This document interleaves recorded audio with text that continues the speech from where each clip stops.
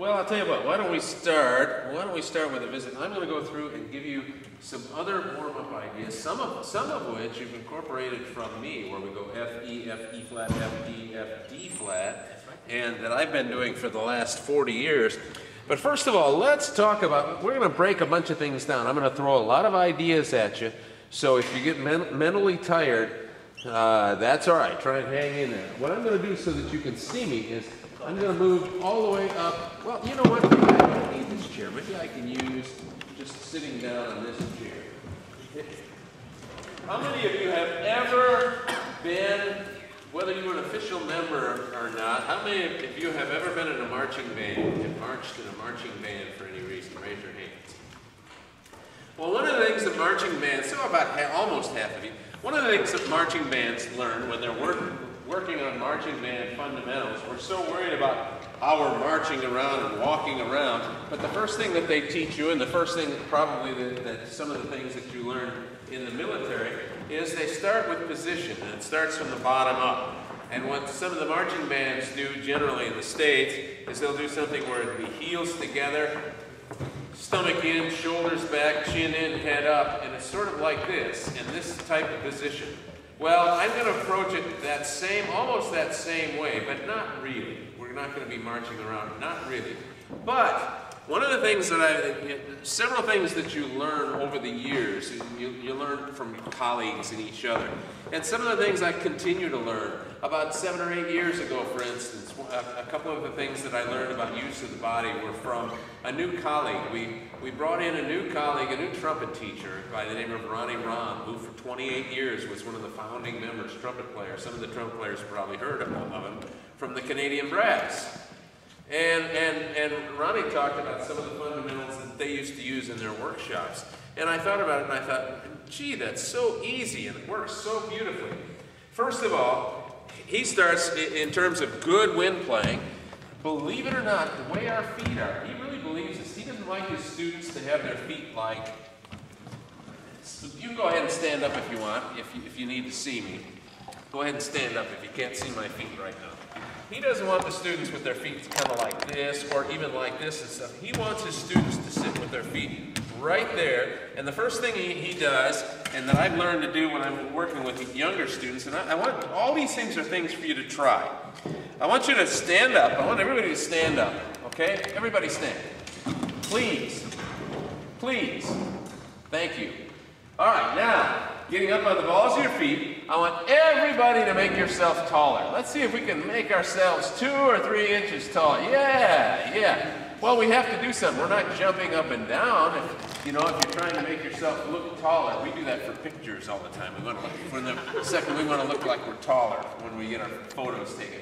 Okay, well, when you do that, you're putting the weight on the balls of your feet, right?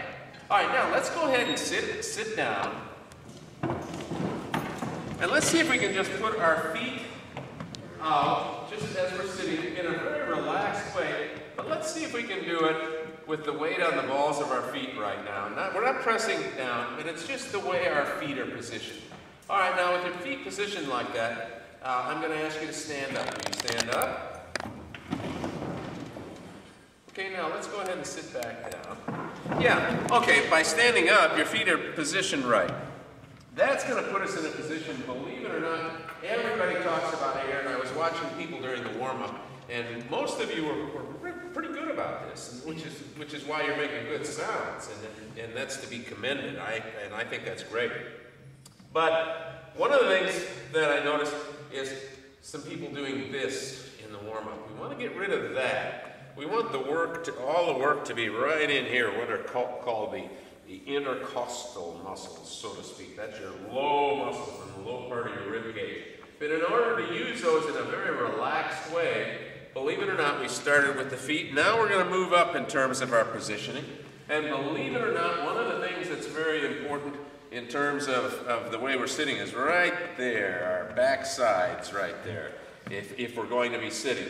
Make sure that your back side, that nobody's using the back of the chair, and that the back side and none of the backs touch the back of your chair. The back side is sitting there, and we're going to have right there kind of our shoulder blades right here, back, And that's all I want you to think about. Don't think about anything else but the shoulder blades back, but the shoulders down. And I don't want you to raise the shoulders at all. So it's a real funny thing in terms of the way we breathe and breathing together. And believe it or not, with wind players, there's a large group of wind players playing in unison and breathing together. I should be able to hear you breathe. Now, percussionists, you might say, well, what does this have to do with me?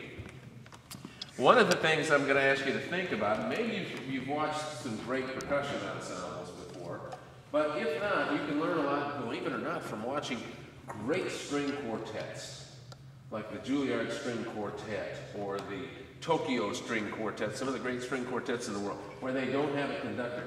But if you watch them, they're moving and breathing together. And if you do that, and if you breathe, you'll breathe in phrases, and you'll play in phrases, which means you'll play more musically. Because you'll be breathing in phrases, you'll be playing in phrases. So it's important for you to do too. So, okay, so I would like for you to do that, and those are just some fundamentals of playing and sitting that I'd like for us to go ahead and remind ourselves to do. Now, most of you have learned these things before. Probably I'm going to throw a lot of information and a lot of ideas at you, and probably you've already heard 80 or 90% of it. But sometimes we just need to hear it again, don't we? I know I do. I know I do. All right, let's do this. Let me ask you now to think about something else, to think about some things in a different way. Let's pretend that notes had shapes. Right now I'm hearing this from some of you, what I call dows. I'm hearing dow, dow, and I want to hear this when we play. And unless it's a tapered phrase, if it's a tapered end of the phrase, depending on the music, we may want to do some of that at the end of the phrase. But right now for our warm-up, let's see if we can get shape to a note. Let's pretend our note, normally I would have some sort of a whiteboard out here where I could show you, but I don't have a whiteboard. So let's pretend our note has this shape. And this is the beginning of the tone, as if it had a shape. Ah, not wow, not like a pear. Okay, not like a pear, but like this. Da, and not dow, da. Can we do that? Let's see if we can do that. Let's take our B flat major scale. I'm not going to tell you how many counts because I want you to watch. And I want you to think now. Here's the next thing I want you to think about. I want you to think of that. I want you to pretend that you have a young group of beginning, elementary, beginning musicians out there, and everything you're trying to do is trying to impress them, and so you're going to make your best sounds. Everything we do in our warm-up will be more effective if we approach it like we are performing.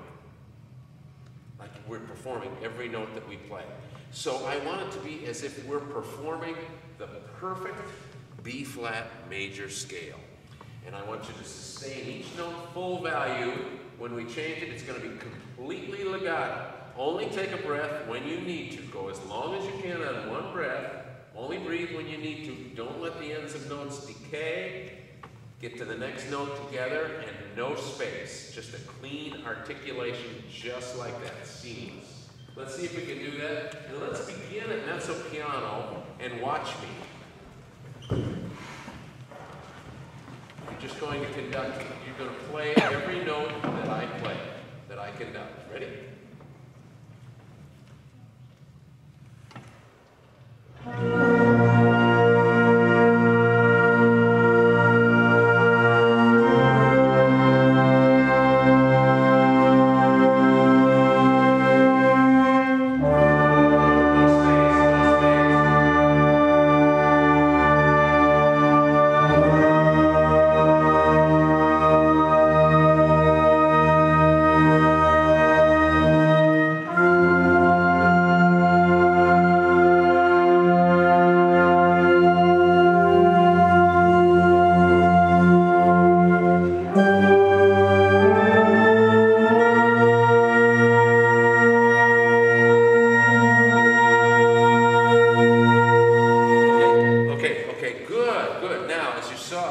different things. I was going to ask you for different volume levels and all of this. I like to do that as part of the warm-up. And you might consider that and challenge yourself. Challenge yourself in your practice. When you're playing etudes, let's just, and depending on where they are, what register they are, just say, I wonder if it'll be easier to play that etude, or if I can play it just as well in tune playing it forte, or playing pianissimo with that same sound and making those same sounds, okay? All right, now here's the warm-up that I like to use, and that I like to do.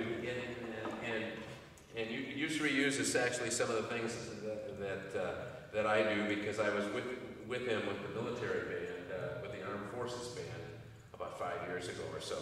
So we do some of that. We do a major scale like we just did, B flat major scale, and then I like to do thirds. Do you ever deal with major thirds? B flat, skip a note, and go to D. D, come back a pitch. C, E flat, come back down. D, F, excuse me, I'm singing sharp. E flat. Okay, got it? Let's do major thirds now, okay? With me. Percussion, why don't we get on some keyboard instruments?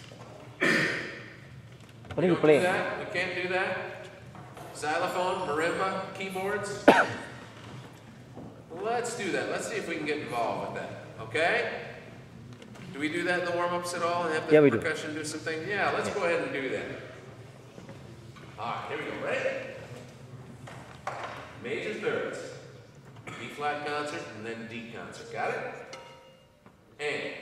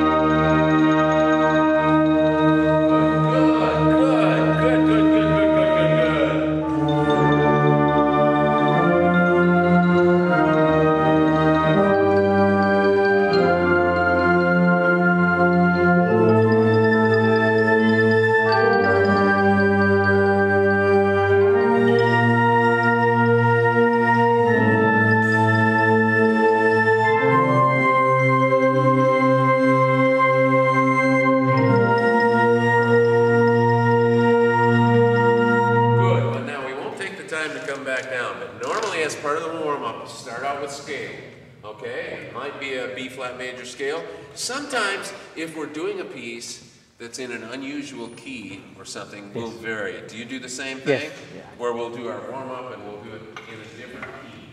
And we'll do it at a different scale for that. Okay, so we do the scale. And you know why we do that? And I want you to know this so that you understand why you do your etudes when you're doing your etudes at home. I saw on the stand somebody had the old Closet clarinet etudes. They're about 75 years old and they're still great. They're still the best. But that's why we do it. Okay, we do it so we can learn to hear good pitch with semitones and whole tones, because that's all we have in the scale, right? Then we go to our major thirds so that we learn to hear thirds. Okay, now that's when I like to go to concert F, although sometimes we want to condense it for different reasons. And then concert F.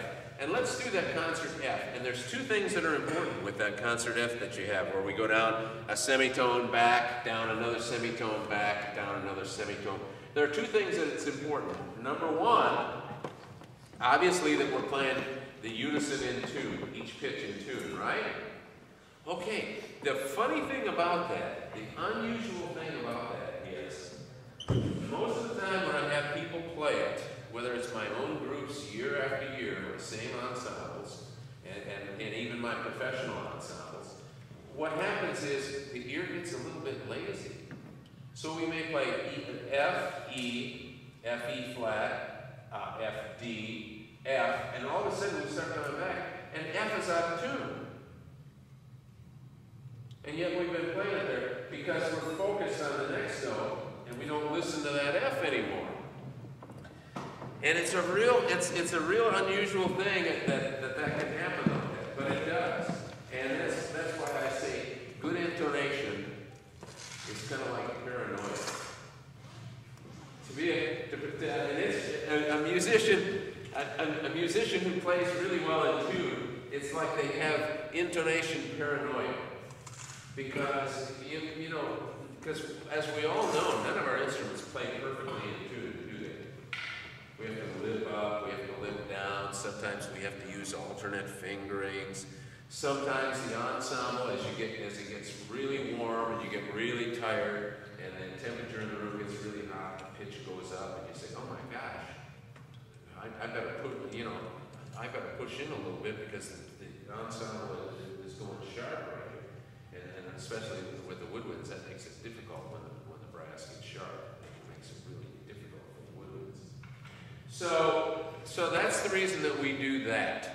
All right, so let's go ahead and do that. Give me a good concert F. Let's say we're doing the concert F mezzo piano, okay? Here, give me a good concert F pitch. Ready?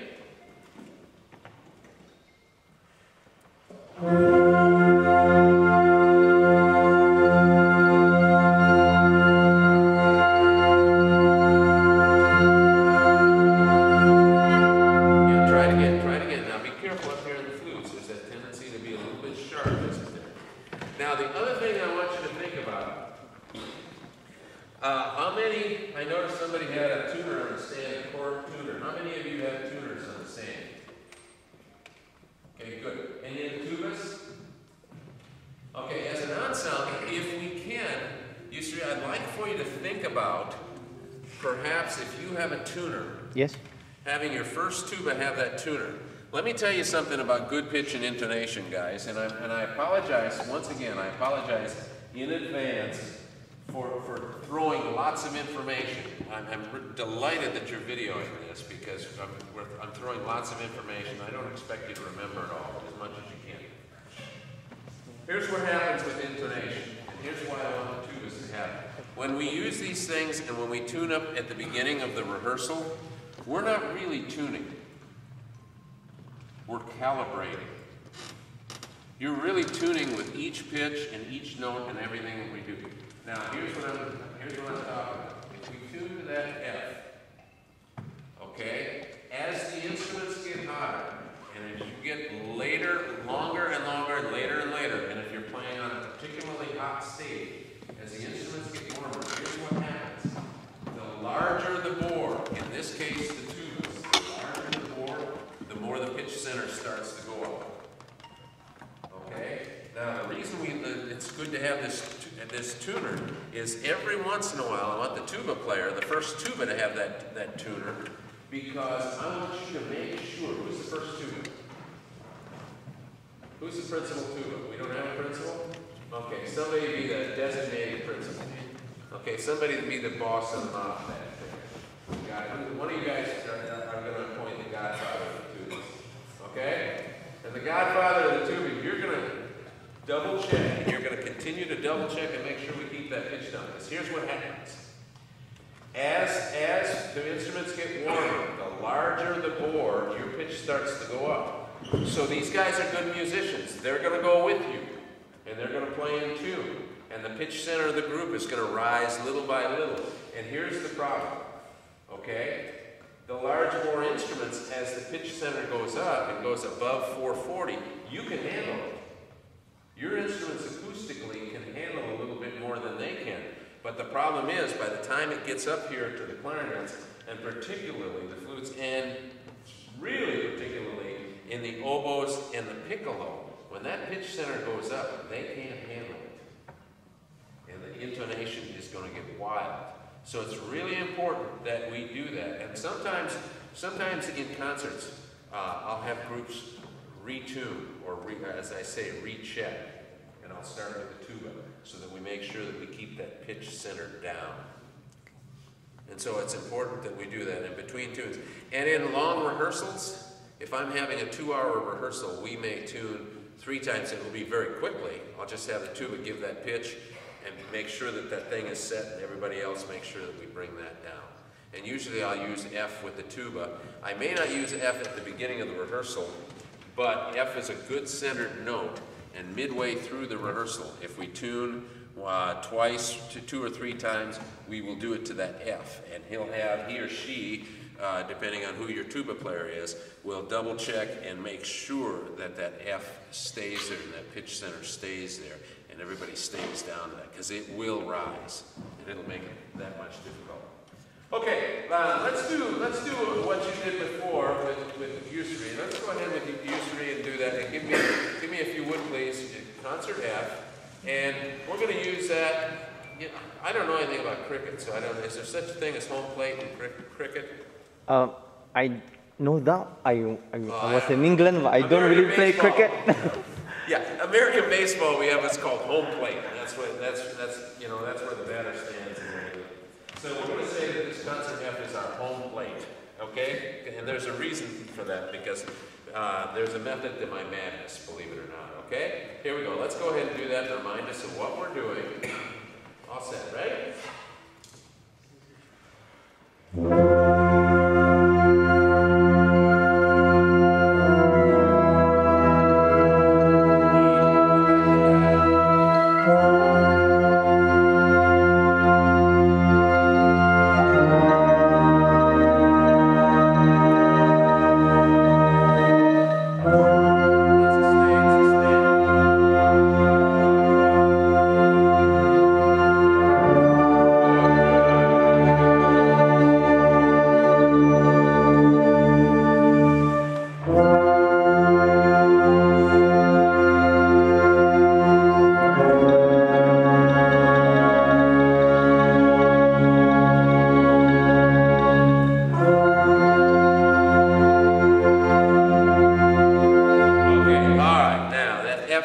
Was the home plate. The other thing that I like to do, okay, in the warm-up we already did our scale, correct? Okay, so we've warmed up, we've listened, we've learned to listen, we've focused, we've concentrated on semitones, whole tones. Earlier we did major thirds, right? Okay, good. So now we've learned that interval of the third, which is the most widely used intervals. Okay, when we're playing arpeggios, we're playing thirds and fifths. Okay, now when we do our concert F and we go down by semitones and back up, we're learning to do 2 things. We're reinforcing all the intervals, and we're also reinforcing an established, what we call a relative pitch, which is that F, and focusing that and concentrating that. Now, the other thing I like to do sometimes, and it varies, and we can't spend, you can't spend half the rehearsal tuning, so it varies. You do different things in different rehearsals. The other thing I like to do is listen to positioning inside chords. Now I'm going to build a perfect, what I hope will be a perfect B-flat chord. And here's what I want you to do. Have a euphonium? I'm going to have to kind of ad lib here because of not having a balanced instrumentation. How many trombones do we have? Huh? 2? Okay. Well, we're going to say that you're, I'll give you pictures. Okay. Tubas, I'm going to have you give me a B flat. Euphonium, I'm going to have you play your D. You're used to reading bass clef or treble clef. Bass clef? Well, let's just say bass clef. You're going to give me your D. Okay? All right. Third trombone. All right. I'm going to have that big bore trombone. Okay, give me an F. You're going to give me a B flat. Who's got third clarinet parts? Okay, who's got third trumpet part? Okay, third clarinets and third trumpets. I want you to play your second line G. Okay? second clarinet and second trumpet, I want you to play your third space C, C natural, your third space C natural, okay? First clarinet, first trumpet, I want you to play your fourth space E. French horn, I want you to play third space C. First alto saxes, I want you to play your D natural. Second alto sax, is he or she gone? Okay, I'm going to make you second alto sax for right now. I want you to play your D, I want you to play your B natural. I want tenor sax to play a G. I want bass clarinet to play a C. Oboe, I want you to play an F, and I want you to play a D. Second flute, I want you to play B flat above the staff. First flute, I want you to play D above the staff. Piccolo, I want you to play top line F. Okay, everybody have their note? That's going to be your new home plate. All right, play that note, and I want to balance that chord. All set? Here we go. Ready? Everybody have their note? You remember your pitch? Okay, here we go. Play that pitch.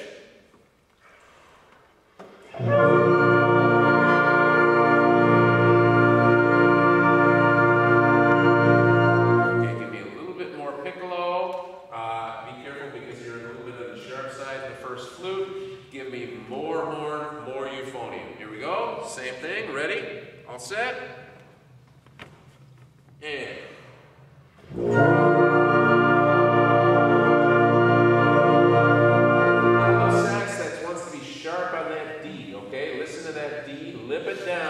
Listen to it, you can hear it, lip it down, and when you're playing long tones, if you have a problem lipping that down, then go ahead and use that low B natural finger in your left hand. Put it down like you're playing low B natural, and that way you don't have to worry about the long tone Ds, but you shouldn't have to worry about that, okay? Just use your ear for that pitch. Okay, once more, try it again, here we go, ready? And be careful, the D and the D and the, you're playing a D in the second oboe. Okay, it wants to be a sharp note, so be careful. Okay, try it again. Be careful, the fifth partial, the fifth harmonic, and the first trumpet on the fourth space E. You know that's going to be low, right? Okay, here we go. Ready? And.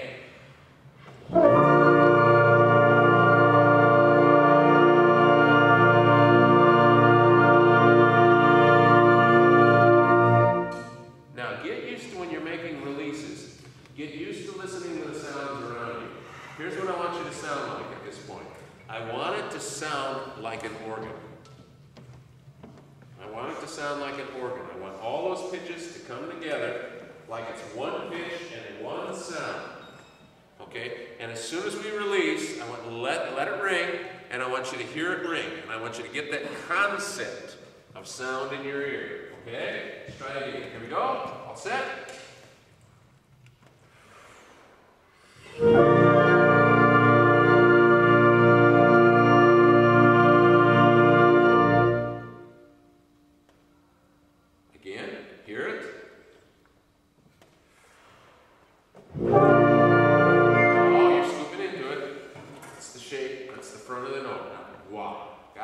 Breathe together. Watch.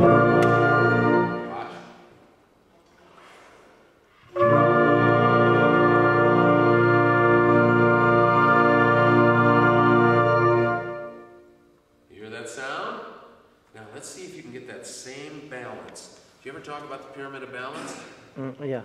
You talk about it, but not all the time. So. Okay. All right. Let's see if we can keep that sound in our ears. And watch me, I'm going to change dynamics, which means some of you are going to have to crescendo more than others, and some of you are going to have to diminuendo or decrescendo more than others. Tubas, on the crescendo, who's going to crescendo more than anybody else?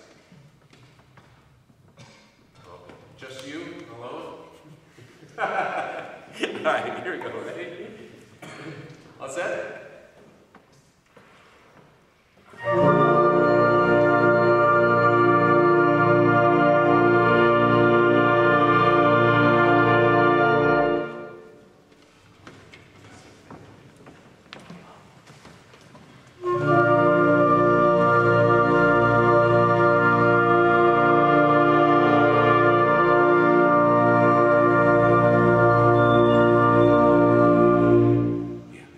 It's the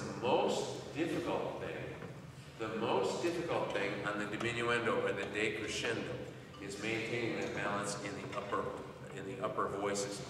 So tubas, you've got two responsibilities. One thing is to give us more on the crescendo, and the other thing is you're going to have to make adjustments when it gets softer because they can only get so soft. So you're going to have to hear and see if we've maintained the balance. And maybe you won't be able to get quite as soft as you want. And that's a tough thing. That's a tough concept for tuba players to learn. Upper woodwinds, yours is going to be the same kind of issue, okay? Because when you play soft, okay, if you can't hear the tubas, if you can't hear that bass sound, you're not playing, you've got to get even softer. As soon as you lose the bottom of the chord, we've got to get even softer. We have an exchange at 7:30. Huh? We're having an exchange. Is there another rehearsal here at 7:30? No, we'll be having an exchange with the Taiwan band. Oh, okay, at 7:30. Okay. So you're going to have to get even softer. So we have some different responsibilities, don't we? Yeah, kind of different, kind of unusual, and kind of different. All right, so those are some of the things that we do. Now, let me throw out some more ideas at you. We may not even get to the Hooray for Hollywood. We may just spend time with it. Yeah, this is fun actually, to be honest. Huh? This is fun. Okay, so those are just a bunch of ideas, okay? And then different things that we do tuning. But now, here's the next thing that we do, okay? You've got that chord, right? Okay, the reason I mentioned home plate is, you remember when we played our concert F? F was home plate. We went down a semitone, back to F. Down another semitone, back to F. Down another semitone, back to F. So F was home plate. Whatever note you are playing in the B flat chord, that is your new home plate. So now we're going to do those same parallel notes, but now instead of parallel unisons and parallel Fs, we're going to do parallel chords. So we want to do a balance so that we hear our positioning in the chord. Did you hear? Did you know? Or did you notice that you had to adjust your pitch to be in tune inside the chord in your position in the chord? Did you notice that? Some of you didn't have to adjust, but some of you did. So, but you will have to adjust depending on your instrument. You're going to have to adjust in each chord. So you're going to be playing a B flat major chord, then you're going to be playing an A major chord, then you're going to be playing a B flat major chord, and then an A flat major chord, then a B flat major chord, okay, then a G major chord. So we're going to have to adjust our balances, and we're going to, as we descend, and we're going to have to sometimes adjust our pitches, won't we? So that we stay inside balance and inside the chord. Okay, let's have our balanced B flat chord.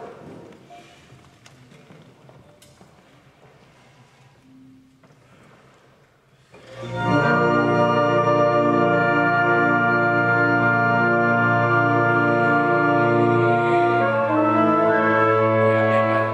then go down to semitone. So if you play an F, you go down to an E natural.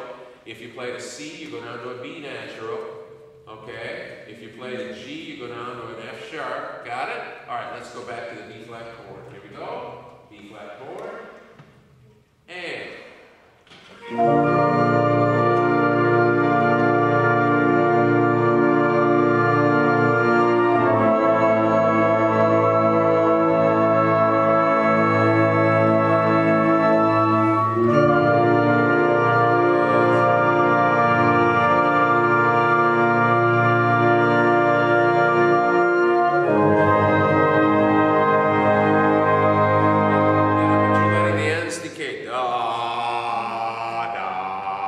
Sustain, don't decay the ends of notes. Back to the beginning of our exercise again. Remember, we're just doing semitone. Remember what note you played, so when you come back to your B flat chord, semitone or note, you go down just another semitone. Semitone, semitone, semitones. Okay, here we go. Try it again. Chord.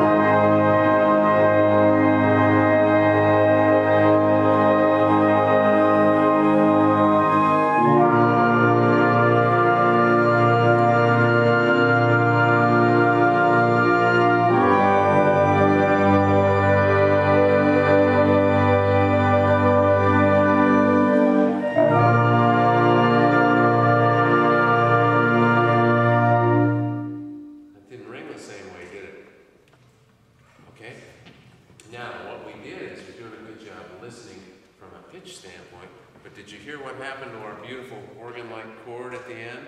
We lost it, didn't we? We didn't have that beautiful ringing at the end we had. Yeah, you understand what we're doing? You're playing, start out with B natural, right? B flat, B, A, B, A flat, B, G, B. Got it? Okay. Okay, good. All right.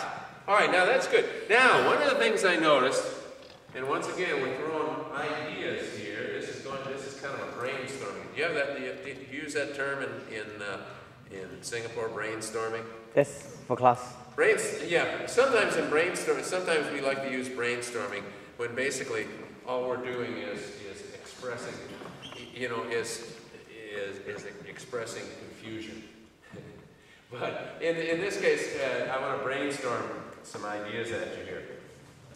When we conduct, how many of you, whether it's usury conducting or you have a guest conductor, or if you're playing in an ensemble, how many of you ever know what your conductor is really doing?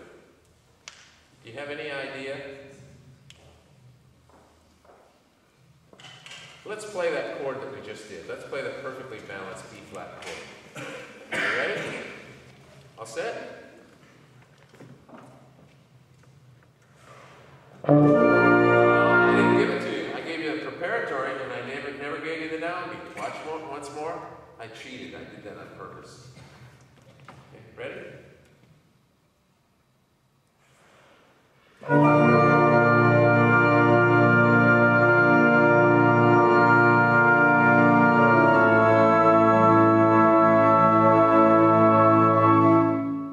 Okay, not bad. Not bad. You're watching. Okay, well, I don't know if any of your conductors have ever explained what they're doing when they're conducting. Do you ever stop and explain to them what you're doing other than I'm going to cut this off, or I'm going to conduct like this, or I'm going to do that? I try not to tell them because I want them to watch. Yeah. Yeah. You know what? Let's talk about what we're doing with conducting.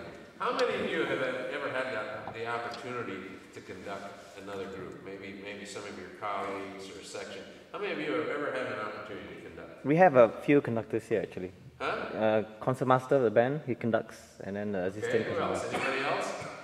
Yeah. How many of you think that they would like to conduct something once in a while? That they would like to get up in front and conduct something once in a while? How many of you are lying to me because you're afraid to raise your hand?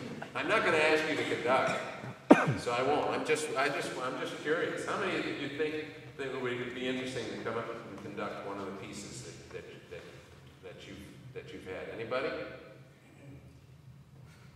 Wow, what a disappointment. You guys are breaking my heart. What a disappointment. I was afraid you guys were going to get all excited and say, me, I want to do it. We used to have a thing at the University of Illinois, at the end of each year, we had to play for graduation. We would have 2 graduation ceremonies.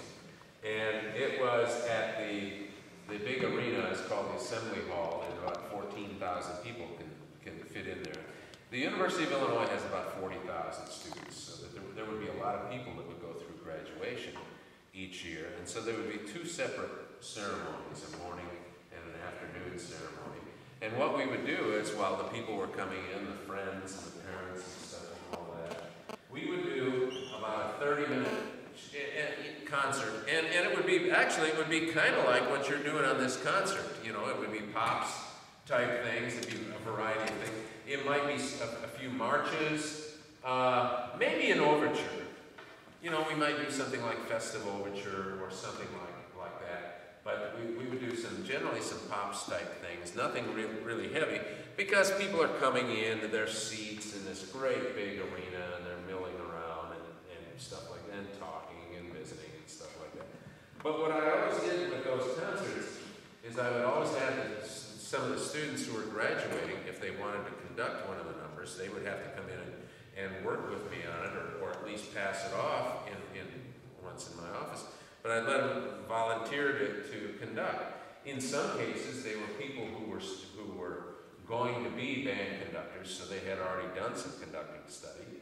And in other cases, they were people who were musicians who had no intention to conduct, you know, for a living or seriously for any reason, but they just thought that they would like to conduct sometime. They would like to have that experience. And I found myself sometimes trying to explain what we do. So let me try and explain what your conductor does in case you don't do that. I'm going to get up here a little bit higher so it's easier to see. Okay, now, I want you to think about what we do as conductors. Okay, how many of you have ever taken, I'm going to ask a question first, and percussionists, it's very important, maybe even more so with percussionists, because percussionists, they have to really watch carefully. Percussionists, are you watching carefully and listening? Yeah. They have to really watch carefully because in many cases, sometimes the percussionists are counting 100 measures rest, and they're not quite sure where that cymbal crash comes. And you know, you can get away with playing a note in the wrong place and in a rest sometime, but I guarantee you a great big fortissimo cymbal crash in the wrong place, the cymbal player can't get away with that, can you? Or maybe you can, but I hope not anyway. I hope the ensemble isn't so bad that you can't get away with it. But in any case, yeah, you want to do that, and it's important to watch, but you have to know what you're watching for. And that's important to do. Do you know what the conductor does? Do you know that your conductor is a psychologist? He may not have a degree in psychology, but what you do with the baton is the most basic form of psychology that there is. Did you know that? Does anybody here, do you know who Pavlov, you ever heard the name Pavlov? Who heard the name Pavlov? Okay. What did Pavlov do?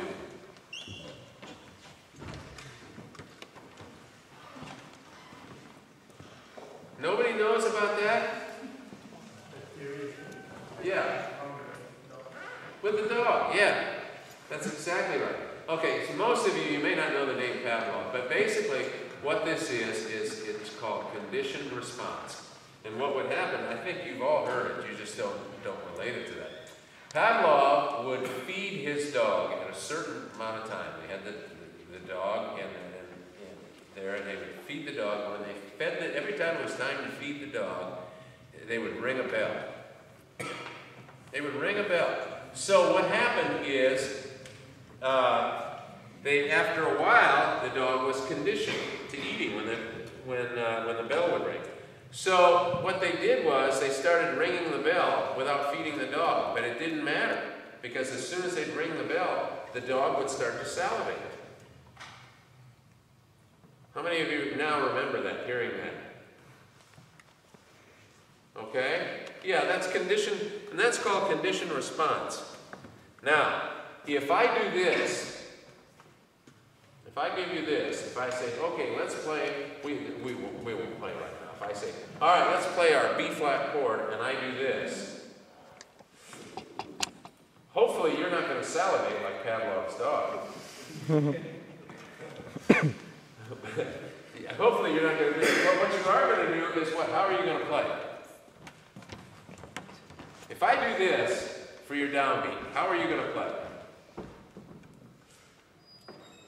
What are you going to do? Accent. Huh? You might accent. What else? What will the volume be? Probably forte or something like that. What will the style be? Very strong. Okay. Now, did I tell you any of that? I did it. You were conditioned to that, correct? And so that's what we're doing. So what that is this baton and his baton is sending a message. Correct? That's the message. And as a conductor, what he does, and with the baton, the various things that he does, that's his vocabulary. Because what this is non-verbal. It's non-speaking communication. It's non-verbal communication. And the more gestures that you see, the more messages you're being sent. Believe it or not. How many of you know what a mime is? What is a mime? Uses body action to meet Yeah, it uses body language to tell a story, right? The mind does all this thing and doesn't say a word. There are conductors that I know that have actually done this, and they've brought in conducting workshops some mime experts to talk about body language and the use of the body up there. Now, having said that, then we've got conditioned response, but it's important for you to be conditioned to have an idea before you start of what this is all about. So I'm going to make it real simple for you. Okay, because of what I was trying to do here, and sometimes I would do this and you would do that, and if I didn't do that, you started to release, didn't you? Okay? Here's the only three things that you need to remember about a conductor's beat. There's three parts of the beat. The first part is called the preparatory. Now, I was very pleased because after the one time I gave you the preparatory, and I stopped, and you didn't play. And that was good. But if I give you a preparatory like this, do you think it's going to be loud or soft? No. Yeah, it's probably going to be strong. Hopefully it is. And so it's my job to do three things in the preparatory. It's my job to show you the volume. Okay? In other words, is it strong? Or is it soft? It's my job to show you the tempo. Okay, I don't want to do this. If you're playing a march or that Hooray for Hollywood, does it begin? I think you figured out that we're not going to get to it. But okay, it begins milestone. So it begins at a fairly bright tempo, 116. It begins about this tempo. Correct? That's about the tempo, 116. Okay. Now, that does that. If I give you this,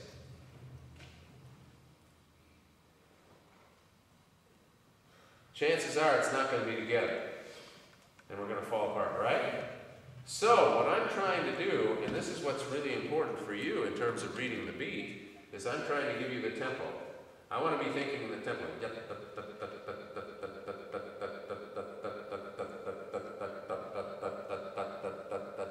Okay, so I'm going to give you the tempo.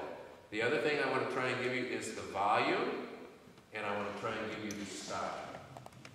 Okay, in this case, if I want sort of staccato and spaced, and bump, bump, bump, as opposed to ba-da, as if it were legato. So that's what you want to look for. When you look at the baton, make sure you know what you're looking for. You're going to look for tempo, especially if you're sight reading, and you don't have a tempo marked on your music. You say, oh, what do? I don't know this piece. I don't know this music. I don't know. Until I play the first note, I don't know what the conductor's going to do. As soon as he does this with his preparatory, he's giving you three messages. And that's what I want you to look for. Okay? You're going to look for tempo, you're going to look for volume, and you're going to look for style. So you're getting three messages right away. Say, gee, I'm sight reading this music. He didn't help me at all. Yes, he did. He gave you three messages in one beat. And then this is the toughest thing to read of all, because this is ba. This is what's called the ictus. This is the point at which the baton changes direction. And I want you to watch very carefully. It's right, and ba, and ba. And coming off of that is the other thing that's difficult for conductors, because it's what determines whether a conductor has good technique or not. And that's called the rebound. And what the rebound does is the rebound, here's preparatory, ictus, rebound, and ba. And if it's a piece that's staccato or any space, we abbreviate the rebound. Here's a big preparatory, and da, and da, and da, and da. So where the rebound stops is where the tone and sound ends. Okay? And the rebound's the transition into the next beat. So that's what the conductor's giving you. That's what I was giving you, hopefully, when we were doing our warm-up. Preparatory, ictus, rebound. Those are the three things that you need to worry about. Okay? All right. we were going to try and talk about a few things. There isn't much time to do that because I know you have an exchange. What would you like to talk about? Tell me what you want to talk about. We're not going to play. You're going to play when you start the exchange in a few minutes. So go ahead and relax for a minute. What do you want me to visit about? He wanted me to visit with you.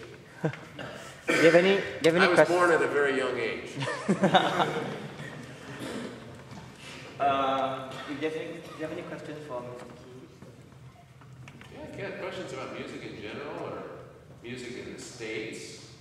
How it started? Huh? Question. Yes, sir. Any exercises that you can actually introduce to the band that can help in getting subdividing exercises as a band? In subdividing?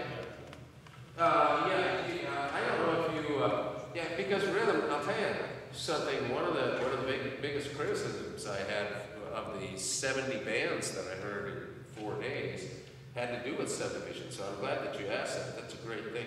Maybe you remember from when I conducted the Armed Forces band that I was really a stickler on subdivision, wasn't it? The fanfare was very difficult. Huh?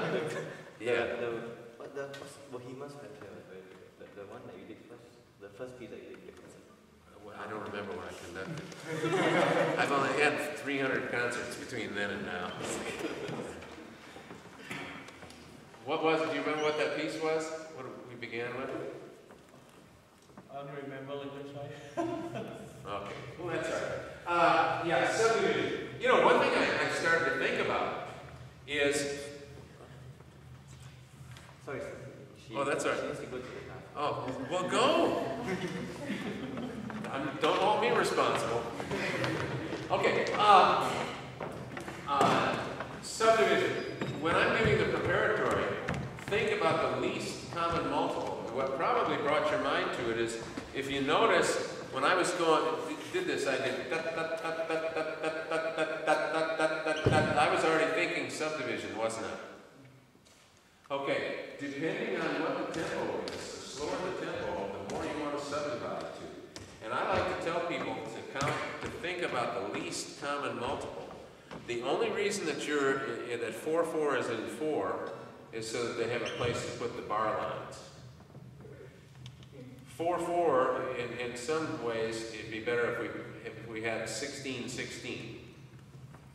If instead of 4/4, if our meter out here said 16/16, because then what would happen is we would think to subdivide in semiquavers. We'd be thinking about semiquavers, wouldn't we?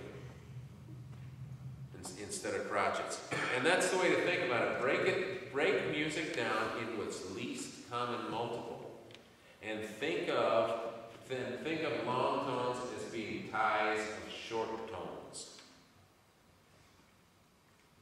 A quaver is not really a quaver, it's 2 tied semiquavers. A crotchet is 4 tied semiquavers, correct? And if we do that, if we think in those terms and break it down, we won't jump the gun, so to speak, for subdivision. And the other thing is if you notice, I was counting off in subdivision. When that preparatory, when he's giving the preparatory, don't think 4/1. Think 4 and a 1 and a 2 and a 3 and a 4 and 4 and a 1. Da da. He may give you 3, 4 da da da da da da da da da da da da da da da. Okay? If you'll think about your tempo coming up, especially in preparatories, in the least common multiple, your rhythm will be better. Okay, now let's do this. Let's do something interesting. Okay? I want everybody to think that they have a half beat rest. I don't think in terms of English terminology. We don't use the word quavers in the States. We call them 8 notes. Okay, so I want everybody to think as if you have had a quaver rest or an 8th rest and an 8th note, except for, let's say, the tubas. And tubas, I want you to play right on the beat. And let's pretend we're all playing accompaniment to a march. Let's do that, okay? Let's just all do it on F, on concert F. percussion, why don't you just give us straight beats? No, I'll tell you what. I want you to give me after beats too. I want you to give me da, da, da, da. Okay, here we go. Ready? Ready? And.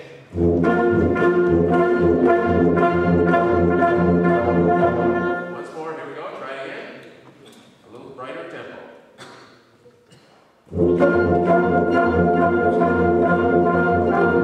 You see what happens? You see what happens right there? And French horn players, sometimes alto sax, but French horn players, sometimes when they see a march, they say, oh my gosh, she's passing out a march. I have to play those terrible afterbeats, don't I? Okay, here's what I want you to think about when you're playing that, and it's an important aspect of semitone. Don't ever think of the note, the rest that precedes it. Never think of that. The greatest orchestral French horn player in the world for many, many years is a guy by the name of Dale Clevenger, who for probably 40 years now has been principal horn in the Chicago Symphony. And in a workshop, somebody asked him about the plight of the poor French horn players who have to play more afterbeats than anybody else in the ensemble. He said, I haven't played an afterbeat since I was a child. I play pickup notes. Da, da, before, da, da, da. Don't focus on the previous note. Focus on the next downbeat. Now let's see if we can do the same thing. And I don't want you to play an afterbeat. I want you to play them all as pickups. And the tubas will try not to drag this time. I'm going to play them all as pickups, okay? Here we go. Ready? And.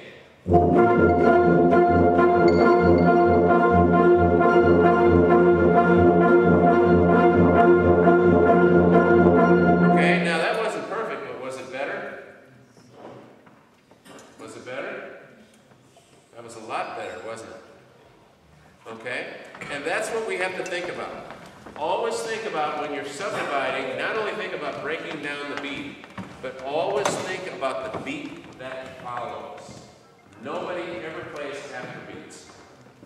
Nobody ever plays rests. You never have a rest in your music. You have silent notes, and the note after the beat is a pickup to the next downbeat.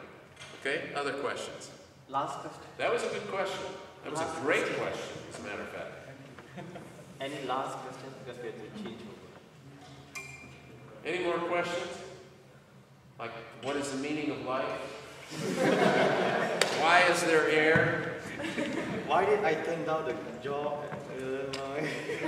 I have a question for you, and a question for you guys too. Okay, how many of you speak English? Nobody that speaks English? All right, somebody that speaks Chinese. Somebody that speaks Chinese, help me out. Okay, how many of you? Well, they'll raise their hand anyway because they're not from Singapore, so I guess I shouldn't ask them.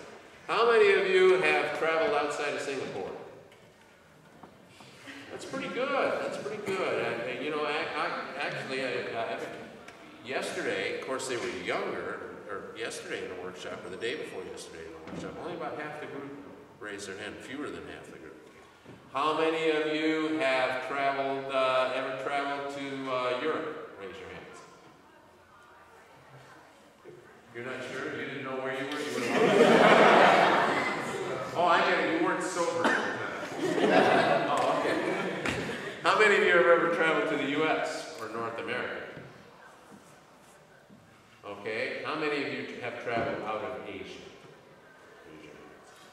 Okay. About a third of it. About a third of it. Well, let me tell you something.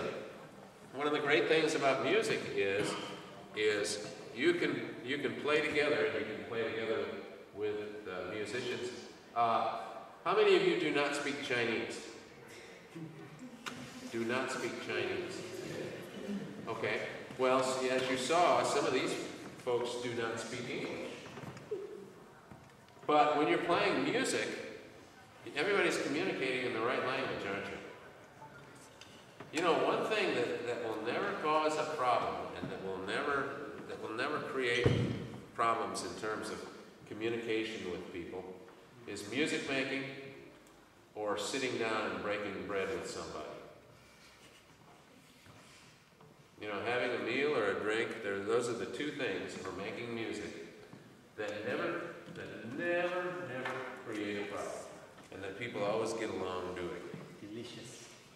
It's the same in all languages. The food is good, the food is good. That's right. Like if you go to some place and and it's okay if you eat rattlesnake as long as they don't tell you it's rattlesnake, right? Okay. Now, I live now in Texas. I moved from, when I retired from the University of Illinois 4 years ago, I moved to Texas. And down in Texas, you know, people come up from Mexico and stuff, and believe it or not, they eat stuff like rattlesnake. And in Australia, they eat kangaroo. Can you imagine that? And stuff like that.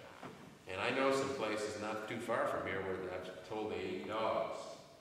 Now that's pretty scary. When you've owned dogs up there. But those are the things that are great that travel. And for me, being a part of music has given me the opportunity to go all over the world and to make music and conduct and be with musicians on every continent, with the exception of Antarctica. That's the only continent I haven't been able to make music on. And, Not yet. And, I don't intend to. But you may be right, not yet. Maybe that's where they'll bury me. Philip But- been down. Huh? Philip has been down to Antarctica. Oh yeah, but Philip's crazy. But in any case, those are great opportunities for you.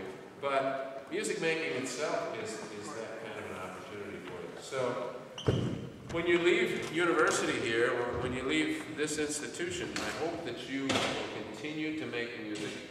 I hope you will find a community band that you can play in, musicians that you can play with, opportunities that you can be a part of, exchanges that you can be a part of, and great musical opportunities, because if you do, you have an advantage that other people don't have.